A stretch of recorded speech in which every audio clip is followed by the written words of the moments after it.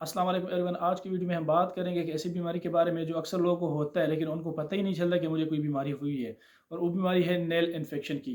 कि अक्सर लोग के नेल ख़राब हो जाते हैं, मतलब उनके नाखून का या तो कलर चेंज हो जाता है, या वो मोटे हो जाते हैं, या वो आसानी से गिरने लगते हैं या टूटने लगते हैं, लेकिन उनको नहीं पता चलता कि ये कोई बीमारी है। ठीक है, तो इसी वीडियो में हम डिटेल से डिस्कस करेंगे कि ये क्या बीमारी है, ये क्यों होती है, इसका इलाज क्या होता है, और वीडियो के आखिर में आपको बताऊंगा कि इससे बचना कैसे है, अपने नाखून को कैसे बचाना है। तो चलो स्टार्ट लेते हैं।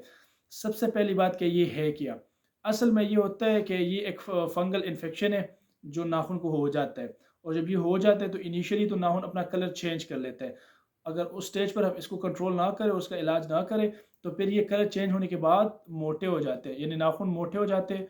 और फिर उसके बाद गिरने भी लगते हैं और आसानी से टूट जाते हैं। तो ये हमारे पास इसके डिफरेंट स्टेजेस होते हैं। ये ऐसा नहीं होता कि आल ऑफ अ सडन किसी के नाखून बिल्कुल ठीक होंगे और ये एकदम ख़राब हो जाएंगे, तो ये ऐसा नहीं होता। ये पहले कलर चेंज हो जाता है, फिर उसके बाद मोटे हो जाते हैं, और फिर उसके बाद गिरने लगते हैं या आसानी से टूटने लगते हैं। तो ये एक ग्रेजुअल प्रोसेस है। और एक और इम्पॉर्टेंट बात ये है कि ये ज़्यादातर पाँव के नाखून में होता है, मतलब हाथों के नाखून में इतनी ज़्यादा आसानी से नहीं होते। ये पाँव के नाखून में ज़्यादा होते हैं। वीडियो के आखिर में आपको पता चल जाएगा कि पाँव के नाखून में क्यों ज़्यादा होते हैं, इसकी रीज़न का भी आपको पता चल जाएगा। अच्छा, अगर हम इसकी साइन एंड सिम्टम्स की बात करें, तो होता ये है कि इनिशियली इसका कलर चेंज हो जाता है। तो किसी के नाखून येलो हो सकते हैं, किसी के ग्रीन भी हो सकते हैं, या किसी के ब्लैक इवन वाइट भी हो सकते हैं। तो इनिशियली तो ये सिर्फ कलर चेंज आता है। ठीक है, अगर उस स्टेज पर हम इसका इलाज ना कर ले, तो कलर चेंज के बाद ये नाखून मोटे हो जाते हैं। ठीक है, और जब मोटे होंगे तो उनकी शेप भी चेंज हो जाती है, उनका टेक्सचर भी चेंज हो जाता है, और फिर वो आसानी से टूटने लगते हैं और गिरने लगते हैं। ठीक है, अगर उसी स्टेज पर भी हमने इसका इलाज ना किया, तो फिर ये दर्द भी शुरू करने लगते हैं। और स्पेशली दर्द तब होता है जब इसको इस्तेमाल किया जाता है। जैसे कि अगर हाथों के नाखून में मसला हो, तो फिर जब हाथ पे कोई काम करोगे तो ये दर्द होगा। अगर पाँव के नाखून में कोई मसला हो, तो फिर जब बंदा चलेगा फिरेगा, तो तब दर्द होगा। ठीक है, तो अगर आप इसको कंट्रोल ना करो, तो फिर आखिर में इसको दर्द भी हो सकता है।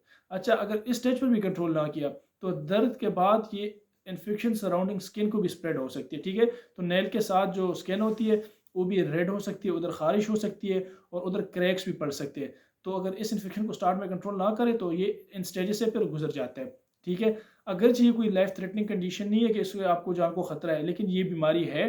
अगर इसको टाइम पे ट्रीट नहीं करोगे, तो फिर आखिर में आपको दर्द भी होगा और इसका इलाज भी थोड़ा मुश्किल होगा। फिर अगर आप शुरू में करोगे तो आसानी से ट्रीट हो सकेगा। अगर आखिर में करोगे, मतलब इन सारे स्टेजेस से जब गुजर जाए फिर इलाज करोगे, फिर थोड़ा मुश्किल होगा। ठीक है, तो अब आते हैं इसके काज की तरफ कि ये क्यों होता है। असल में ये एक फंगल इन्फेक्शन है। फंजाई असल में हमारे पास जैसे और जरासीम है, जैसे बैक्टीरिया है, वायरस है, उसी तरह जरासीम के एक और ग्रुप है जिसको हम फंजाई कहते हैं। तो ये एक फंजाई है जो इधर इन्फेक्शन कर लेती है, और वो फिर नेल ख़राब हो जाते हैं। अच्छा, ये इन्फेक्शन फंजाई क्यों करते हैं, कैसे करते हैं। असल में ये फंजाई नॉर्मली भी यहाँ प्रेजेंट होते हैं, मतलब यहाँ पर मौजूद होते हैं, लेकिन ये इन्फेक्शन काज नहीं कर सकती। ये इन्फेक्शन तब काज करेंगे अगर इसको फेवरेबल कंडीशन मिल जाए जिसमें ये अपना ग्रोथ ज़्यादा कर सकते हो, या हमारे जिस्म के अंदर एक इम्यून सिस्टम होता है जो बीमारियों के खिलाफ लड़ता है, या अगर वो सिस्टम वीक हो जाए। तो इसके लिए जो फेवरेबल कंडीशन है वो ये है कि अगर आपके नाखून गीली हो और गर्म हो। ठीक है, जैसे कि बंदे ने पाँव धो लिए और जल्दी से जुराबे पहनकर शूज़ पहन लिए। ठीक है, तो ये फंजाई के लिए फेवरेबल एनवायरनमेंट है, मतलब इस एनवायरनमेंट में फंजाई ज़्यादा ग्रो करते हैं और इन्फेक्शन पैदा करने के चांसेस ज़्यादा होते हैं। तो एक तो काज ये होगी कि इसके लिए हार्ड एंड ह्यूमिड एनवायरनमेंट चाहिए। अच्छा, दूसरी बात, अगर आप अपने नेल की सफाई का ख्याल नहीं रखोगे तो भी फंजाई के इन्फेक्शन होंगे। ठीक है, अच्छा, अगर नेल को कोई ट्रामा हो जाए, कोई ज़ख्म हो जाए, ठीक है, किसी वजह से नाखून टूट जाए, तो फिर उधर भी इन्फेक्शन के चांसेस ज़्यादा होते हैं। या अगर आप किसी पब्लिक चीज़ को ज़्यादा इस्तेमाल करोगे, जैसे कि अगर आप किसी ऐसे वाशरूम के इस्तेमाल करोगे जो पब्लिक वाशरूम हो, ज़ाहिर बात है उसमें ऐसे लोग भी आते होंगे जिधर उनको नेल का इन्फेक्शन हुआ होगा ना, तो वो उनसे स्प्रेड हो सकता है यहाँ पर। और ये स्पेशली तब स्प्रेड होता है जब बंदे के शूज़ वगैरह ना हो। जब आप वॉशरूम में नहाते हो ना, तो सारी बात है कोई शूज़ तो नहीं पहनता फिर। तो अगर आपसे पहले उस वॉशरूम को किसी ऐसे बंदे ने यूज़ किया हो जिसको नेल का इन्फेक्शन हुआ था, तो उसके फंजाई तो उधर लगे होंगे, तो वो फंजाई आपके जिस्म पर भी आ सकते हैं, उसका नंबर ज़्यादा हो सकते हैं, और फिर ये इन्फेक्शन पैदा कर सकते हैं। इसके अलावा अगर किसी का इम्यून सिस्टम वीक हो, तो इम्यून सिस्टम उन लोगों का वीक होता है जो तो या तो स्टीरॉयड यूज़ करते हो, या अगर कोई प्रेग्नेंट हो तो प्रेगनेंसी के दौरान भी थोड़ा वीक हो जाता है। ठीक है, या अगर इसको पहले से कोई बीमारी हो, जैसे कि अगर किसी को शुगर की बीमारी हो, या किसी को ब्लड प्रेशर की बीमारी हो, या किसी को एड्स की बीमारी हो, तो ये कुछ कंडीशन है जिनमें इम्यून सिस्टम वीक हो जाता है, तो फिर आसानी से ये इन्फेक्शन हो जाते हैं। तो ये हमारे पास इसके कुछ रिस्क फैक्टर और काज थे। ठीक है, अब हम आते हैं इसके ट्रीटमेंट की तरफ। तो इसके जो ट्रीटमेंट ऑप्शन है वो हमारे पास मल्टीपल ऑप्शन अवेलेबल है। हम देखते हैं कि किसको कौन से ऑप्शन की ज़रूरत है। तो जब से हमारे पास जो सबसे पहला और आसान ऑप्शन वो है मेडिसिन, यानी दवाइयों से इसको ठीक करना, ठीक है। तो दवाइयों के लिए भी हमारे पास 2 ऑप्शन होते हैं। एक तो ये होता है कि हम ऐसी दवाई लें जो हम इसके ऊपर लगा लें, जहाँ पर इन्फेक्शन हुई है, जिस नाखून को इन्फेक्शन हुई हुई है, हम उसके ऊपर लगा देते हैं और उससे वो ठीक होता है, जिसको हम टॉपिकल मेडिसिन कहते हैं, ठीक है। जो दूसरा ऑप्शन होता है वो ये है कि हम बंदे को दवाई दें और वो खा ले दवाई, और वो मुँह के ज़रिए मैदे में चले जाए, वहाँ से फिर ब्लड में जाए और ब्लड से नाखून को पहुँच जाए। लेकिन एक बात मैं आपको बताता चलूँ कि जो खून होता है, जो नेल होते हैं, नेल को ब्लड सप्लाई इतनी अच्छी नहीं होती, मतलब ज़्यादा ब्लड इधर नहीं आता। तो अगर आप कोई दवाई खा लोगे तो उस दवाई का उसकी छोटी सी मकदार मतलब यहाँ नाखून तक पहुँचेगी, बाकी ज़ाया हो जाएगी। लिहाजा जो ओरल मेडिसिन होते हैं, जो खाने वाली दवाई होती है, उसका नेल में इतना रोल नहीं होता जितना टॉपिकल का होता है। लिहाजा इसके लिए जब भी कोई मसला हो नेल का, तो उसमें टॉपिकल ज़्यादा इस्तेमाल करने, मतलब कोई ऐसी दवाई इस्तेमाल ज़्यादा करने जो नाखून पे डायरेक्ट लगता हो, ठीक है। तो अगर किसी बंदे ने इसको इस्तेमाल किया तो 60 to 80% लोगों में ये होता है कि उनके नाखून ठीक हो जाते हैं, और 6 से लेकर 18 महीनों तक इनके नाखून का कलर भी नॉर्मल पे आ जाता है, उनकी मोटाई भी ख़त्म हो जाती है, उनका गिरना भी ठीक हो जाता है, ठीक है। तो उनके सारे मसले हल हो जाते हैं, लेकिन ये सब लोगों में नहीं होते, ये 60 to 80% लोगों में हो जाता है, ठीक है। जो बाकी लोग रह जाते हैं उनके लिए हमारे पास दूसरा ऑप्शन अवेलेबल होते हैं, जिसको हम कहते हैं सॉफ्टनिंग एंड स्क्रैपिंग। उसमें हमारे पास असल में एक किट होता है जिसमें 3 चीज़ें होती है। एक तो उसमें यूरिया पेस्ट होता है, दूसरा उसमें एक प्लास्टर होता है, और तीसरे नंबर पर उसमें एक स्क्रैपिंग डिवाइस होता है। तो हम क्या करते हैं, हम पेशेंट को कहते हैं कि आपने इस जगह को पहले धो लेना है, जिस नाखून में इन्फेक्शन आपने उसको धो लेना है, फिर उसको खुश्क कर देना है। जब वो खुश्क हो जाए तो फिर उसके ऊपर आपने यूरिया पेस्ट लगा देना है, और यूरिया पेस्ट लगाने के बाद उसके ऊपर वो प्लास्टर भी लगा देना है, ठीक है। और उसको 24 घंटों तक रहने देना है। 24 घंटे बाद आपने प्लास्टर को उतार देना है, और फिर स्क्रैपिंग डिवाइस को लेकर उस नाखून को स्क्रैपिंग डिवाइस की मदद से स्क्रैप कर देना है, ठीक है। तो जितना हो सके उतना करना है, उसके बाद दोबारा पेस्ट को लगाना है, और यही अमल दोबारा दोहराना है।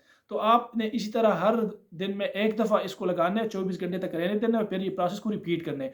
2 से 3 हफ्तों के अंदर अंदर ये इन्फेक्शन ख़त्म हो जाती है। अगर किसी का इससे भी ठीक ना हुआ तो फिर हमारे पास एक और ऑप्शन भी है, जिसको हम लेज़र कहते हैं।